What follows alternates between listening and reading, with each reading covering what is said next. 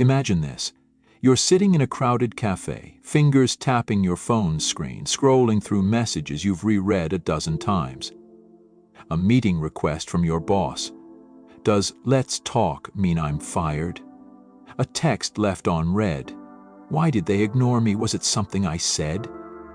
Your mind loops like a broken record, each rotation digging the groove deeper. Then a flicker of movement catches your eye.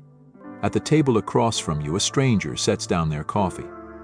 They don't reach for their phone. Don't fidget. Don't even look like they're preparing their next thought. For one full minute, they simply exist. Eyes on the window, chest rising and falling. A stillness so alien it feels like a provocation. And here's the uncomfortable truth. You couldn't do that if you tried. Not for 60 seconds, maybe not for 10. Because your brain doesn't know how to stop anymore. It confuses thinking with living, analysis with survival. It treats every unanswered text like a threat, every silence like a void to be filled with noise. You've become addicted to your own mental chaos. And the worst part? You think it's helping you. But what if the very mechanism you trust to protect you is the thing slowly strangling your clarity, your joy, your ability to simply be? The paradox of overthinking. We've been lied to. Society praises the thinkers, the planners, the ones who consider every angle. But psychology reveals a darker truth. Overthinking isn't wisdom. It's a hijacking. A 2022 Cambridge study found that chronic overthinkers show neural patterns similar to mild OCD. Their brains locked in self-made labyrinths of hypotheticals. Yet here's the contradiction. Your brain clings to overthinking because it mistakes it for control. Think of it like this. A gazelle spotting a lion must decide fight, flee, or freeze. Its survival depends on swift action. But humans? We've weaponized our ability to imagine lions. What if my boss hates me? What if my partner leaves? What if I fail? Until our mental emergency system is permanently stuck in on. And just like a muscle cramping from overuse, your mind is now spasming with thoughts it no longer needs. The unanswered question. So let me ask you, when was the last time you truly stopped? Not meditated, not practiced mindfulness, not listened to a guided track telling you to visualize your happy place, just paused. No agenda, no self-improvement hustle, no attempt to fix yourself. If the idea feels uncomfortable, like stepping off a treadmill that's still moving, that's the point. Your brain has been conditioned to fear stillness, to equate it with laziness or danger. But silence isn't empty. It's the space where your mind finally resets. The lead-in.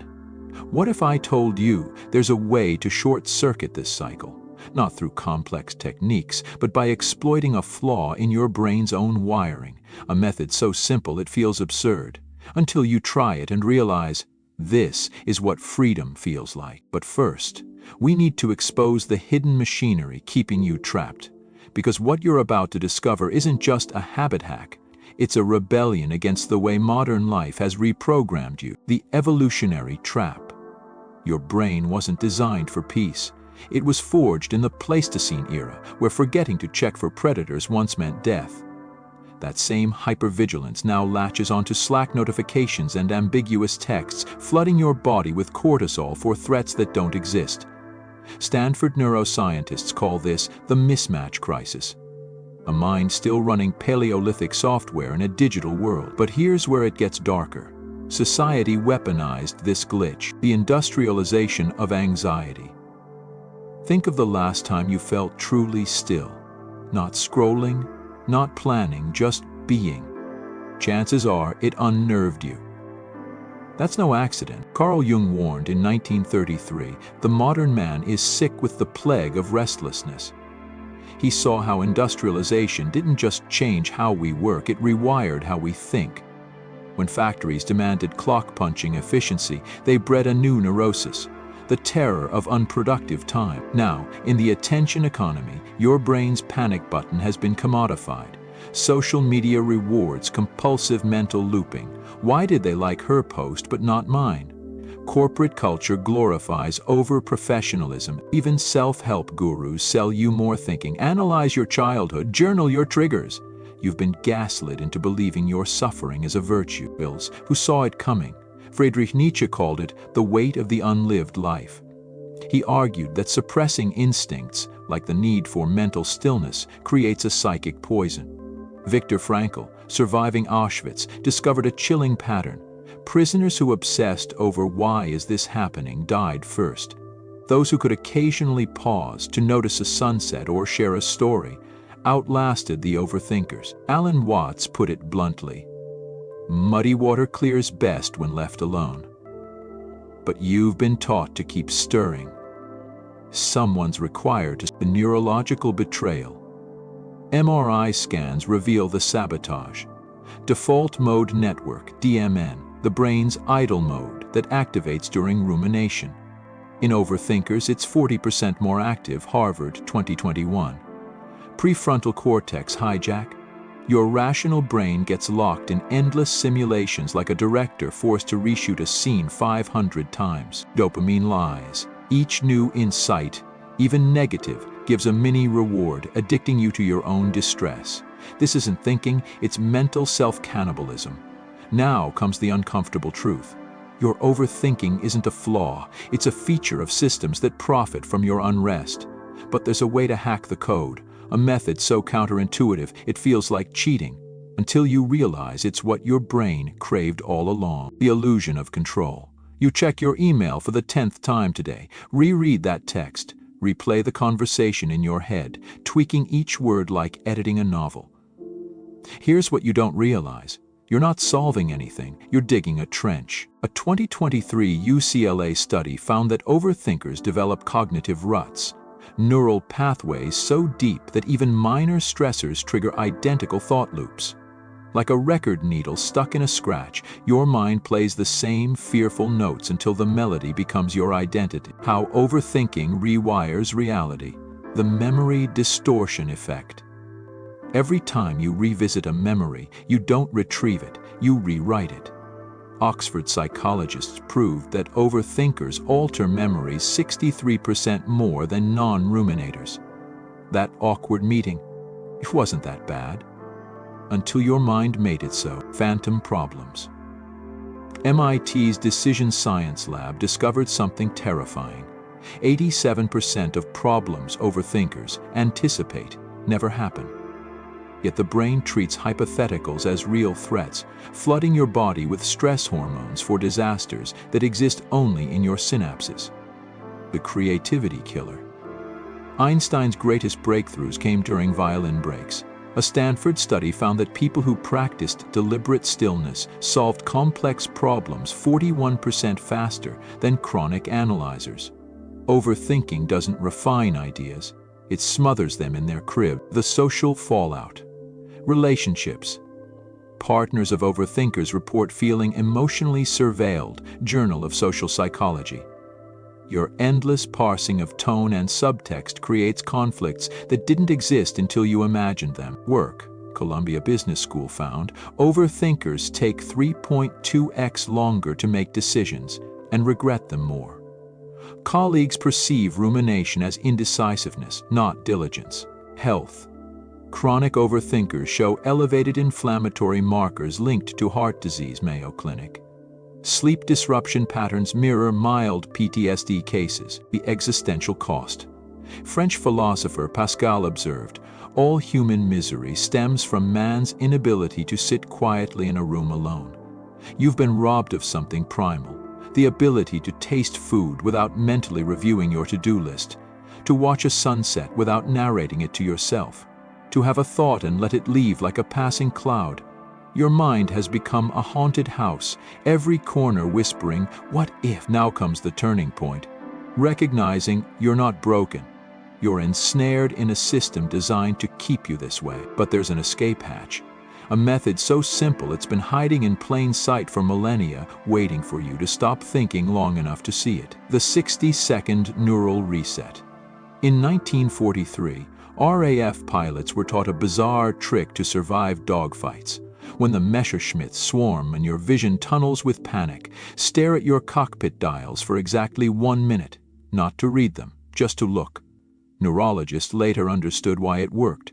Forced sensory focus overrides the amygdala's hijack. This is your rebellion blueprint. The window gaze technique, modern adaptation. Step 1. Choose your anchor. A window, ideal. A plant's leaf. Your own hands. Step 2. Set a 60-second timer. No mindfulness mantras, no breath counting. The rule, you must fail at doing nothing. Step 3. Let the mutiny happen. Your mind will scream, this is pointless. We should be worrying about X. I'm doing it wrong. That's the point. You're witnessing your brain's addiction to chaos. Why it works. Neuroscience breakdown. Sensory grounding. Tactile focus activates the somatosensory cortex, starving the fear centers of oxygen. Pattern interrupt. Like rebooting a frozen computer, 60 seconds of non-reactivity resets the DMN. Default mode network, meta-awareness. You're not stopping thoughts, you're seeing them as passing weather for the first time. Clinical proof. A 2024 Zurich study had overthinkers practice this daily. In 3 weeks, 42% reduction in intrusive thoughts, 17% thicker gray matter in prefrontal cortex. The kicker? It worked better than prescription meds for mild anxiety. The deeper hack. Right after the 60 seconds, whisper aloud. This is what not thinking feels like. Notice how your shoulders just dropped 2 inches. Smile at how ridiculous this power is. You've just taught your brain, we survive stillness. But this isn't just about stopping thoughts. It's about discovering what lies beneath them. The ultimate truth? Overthinking wasn't your flaw, it was your misguided search for something far more profound. The silence beneath the storm. You've spent years believing your thoughts were the deepest layer of yourself, that if you could just think harder you'd uncover some essential truth. Here's the cosmic joke.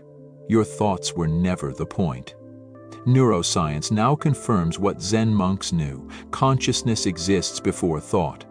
When University of Montreal researchers studied long-term meditators, they found something revolutionary. Moments of pure awareness, no mental chatter, showed unique gamma wave patterns unlike any other brain state. This is what you've actually been craving, the awe deficit. Your overthinking wasn't random, it was a distorted attempt to feel significant in an overwhelming universe. A misguided search for certainty in a quantum reality where none exists. An addiction to self-referential loops because no one taught you how to touch the sacred. Viktor Frankl's final interview held the clue. Those who survived the camps weren't the overthinkers. They were the ones who could still gasp at a bird's flight between barbed wires. You've been using anxiety as a substitute for awe. The quantum perspective. At the subatomic level, particles exist in superposition, multiple states at once, until observed. Your relentless analyzing is literally collapsing reality into fearful certainties. By stopping thought, you don't lose control, you regain access to the infinite by the one-minute portal. That window exercise? It was never about relaxation. It was training you to notice the gaps between thoughts where pure being resides. Taste brief immortality, the you untouched by problems. Rewrite your neural code from I think therefore I am to I am therefore I think. The last step. Tonight, do this. Stand outside for 60 seconds. Look at the largest thing you see. Mountain, skyscraper, oak tree. Whisper, I am the silence behind what I'm seeing. You'll feel it, the shift, the moment your mind realizes you were never your thoughts. You're what watches them. Overthinking was your psyche's clumsy prayer. Now you know the altar was always there, in the space between breaths. The pause before blinking, the hush when you stopped trying to understand. The window was never the point. The minute was never the goal. You were.